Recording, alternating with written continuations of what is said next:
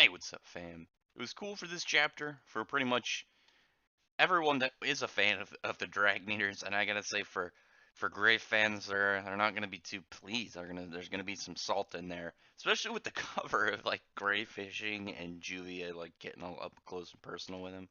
I think that was pretty good. But we got right to the chapter. At the we had Kyria cut off Urza's strength and leave her in this very cowardly, like instantly defeated state.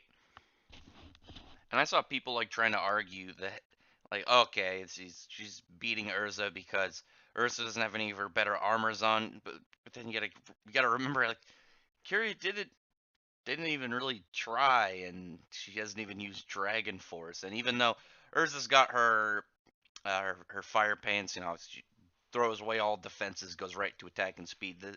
The boosts from that aren't as big as Dragon Force, and when you see someone like Urza just defeated, and Dragon Force Wendy, Virgo Dress, Lucy. It's pretty significant because even though Wendy has Dragon Force, but like in terms of strength, I'd put her somewhere in the upper upper Wizard Saint level. Maybe not like God Serena, but definitely like she's on the verge there. I probably somewhere like in the top. Definitely stronger than Jura. Probably just like one step below God Serena. But I don't know. Just Kyria just seems so powerful. All these Dragoners just seem real thick, and I'm curious to know where their origin is going to be like. But right now, they're definitely like already off, looking more powerful than any of the Spriggan other than Irene and August. Right now, obviously, people are going to bring up like Irene stuff like Irene versus hers, but Irene didn't hit her with any weird hack spells like this, so we don't know where that she's gonna face up at least so far. Irene would definitely crush Kyria as like the power levels kind of exist currently, but easily change. The Dragoners seem pretty strong, and I'm guessing their strength came from somewhere crazy. I was actually arguing with somebody about like the potential of where they first got their power. Of like, what if one of them found Acnologia's like severed arm that Igneel bit off, and that was actually where they first got their strength, and that's where the initial like massive boost in power comes from.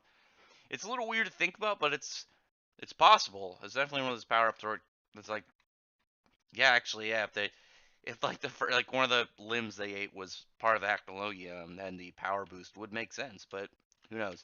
That she ends up getting like put in a hole from Lucy with obviously the Virgo dress, and then you actually get to see her roar, her tearing roar, the blade dragging, or just like this big cutting shout.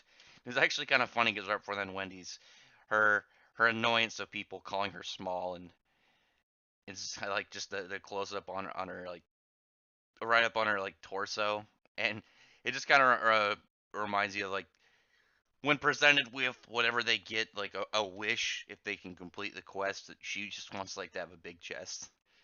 She's just there's a flat chest and a big titty world, and it's even funnier because like right before that, it's just like a panel Lucy's big tits, and then Curious, she's squished up in that hole, their boobs up.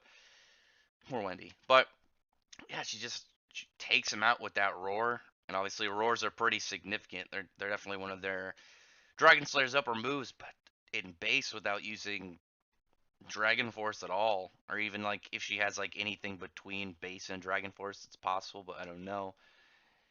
Pretty thick power. But then it goes over to Gray and Scarion. So I'm not like Kyria's cool. I like Kyria, but I gotta say my out of the three of them, my favorite is between Scarion and Madmol. Scarion looks cool. I actually think that the translation from this group makes more sense of a skull dragon, like a skeletal dragon, obviously because the dude's wearing skeletal armor. I think it just makes more sense than corpse dragon. Corpse dragon makes me think it'd be like a necromancer, or even like an ash dragon would make more sense. But I think skull dragon makes more sense, so I'm gonna go with that for now on. Gray's using like his lance and his hammer. They get turned to ashes, and but then he's like, you know what, screw this, and he goes right into his ice demon slaying mode, which I really like it. I prefer like his hairstyle, especially when he's got it up. I like the cool like creeping look. I wish it was more like how it was prior, where it had that like cracked ice look. I always thought that was much cooler than what we saw here. Like if you remember in the fight with Mark Gear, just the way it looked, and he had that kind of like glowing eye. I thought that was a bit cooler in my opinion. I just really like that look where it's just like breaking like ice. I thought that was pretty sick, but not as important. That's not the important part of this part. And it got really cool when he uses his Zeroth Longsword. I want to see more moves from Ice Demon Slayer Gray. We only got like what like his Destruction Bow, Longsword, Silver World, and his Gauntlets. I think those are the only ones we've seen. I want to see some more from him. And we know, even though with well,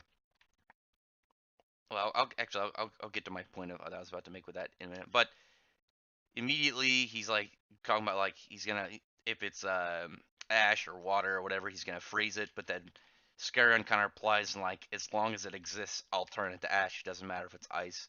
He uses his absolute ash with the Skull Dragon, which is another cool one, and it makes that big cavity where he's just turning water into ash and just everything around him.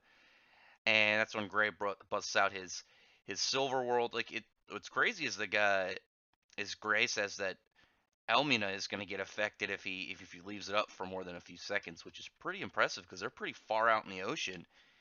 Drops the Silver World, and then that's when Scarion brings out his next move, and he's like, "We eat dragons, not demons, so sorry about I'm not. You're not going to even be consumed." Uses his Black Ash, which dusts Gray. We don't know if it was like a teleportation thing or if Gray's like in a different dimension or what exactly happened. I don't believe he's dead. There's no way they'd kill off Gray like that. But still, it still did something. We just got to figure out what that was.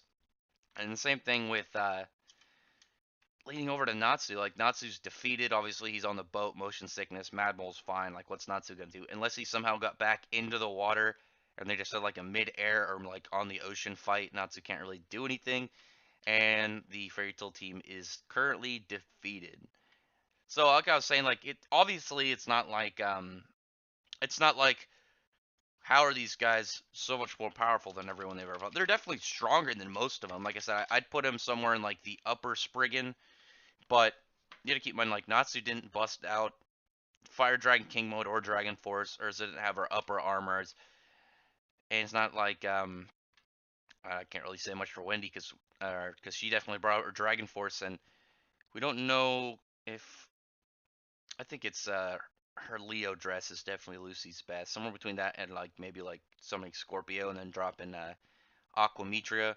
But at least for Natsu, Urza, and Gray, because Gray didn't even use, for what we know, the ice he got from fighting Invul. That like doesn't matter if you have a resistance to ice, or just like the essence of cold, like freezing somebody down to like just their being. So definitely like there's can be some push into fighting them again and maybe having a little bit more chance if they just jump right to like more serious modes, because these guys just beat them by using like unfair spells at the start. I mean, like the Fairy Tail team has some like hacks, but not the same. Like if just one of them switched, Natsu would be fine because he'd be able to burn some of their magic, but it looks like Madmol is just defense and then physical strength, so nothing Natsu's magic burning fire could really do there.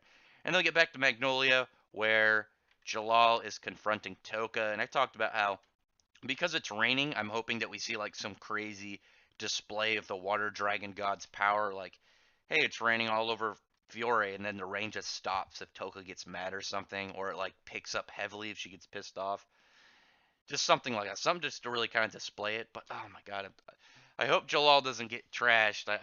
I've talked before. I like Jalal. I think Jalal's really cool. I don't want anything like horrible to happen to him. But yeah, good chapter. It's a good display of the Dragon Eaters, and still leaving some hope for the Fairy Tail team for a round two. Obviously, they didn't. It's not like they all went all out. But the thing though is the Dragon Eaters didn't go out. No Dragon Force displayed from any of them.